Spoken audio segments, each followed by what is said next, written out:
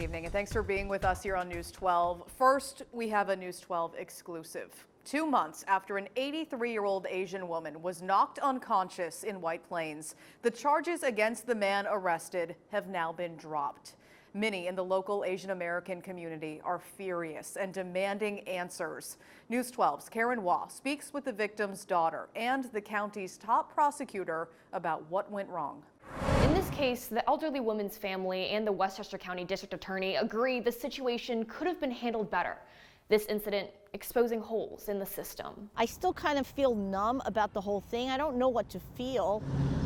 On a cold night back in March, on this corner in White Plains, Linda Toe's 83-year-old mom, Nancy, was punched in the face and left bleeding, unconscious on the ground. She only saw his eyes just before he spit in her face. I do think it's a hate crime because my mom is a very small Asian woman. There was no threat to this man. He didn't rob her.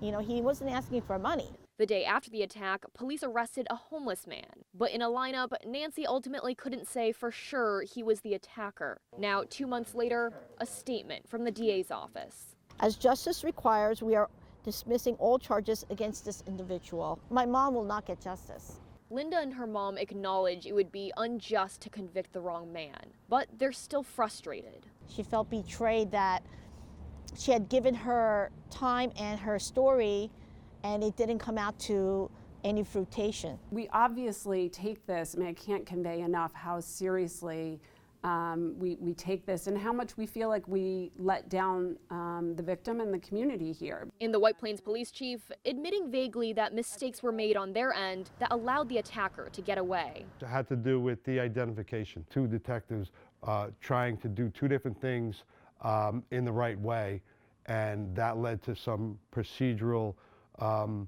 issues that should not have happened. Another barrier, lack of translators in law enforcement. Nancy Toe doesn't speak much English, and when she reported the crime to White Plains police, there was no Korean translator. They have to be trained to know that language is going to be a problem.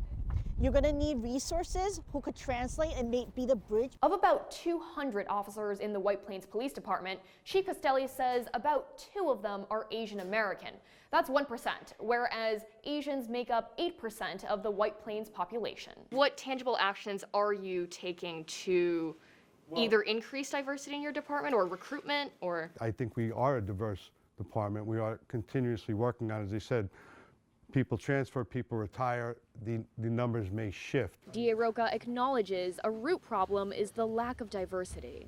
Now, I will tell you, and because I want to be transparent, there are not a lot of people that would fall in the category of Asian Americans in this office. There are some, but not nearly enough. The DA's office is still investigating this assault on Nancy Toe, but the fear is this type of incident could very well happen again in Westchester. And the question is if the right resources will be in place to find justice.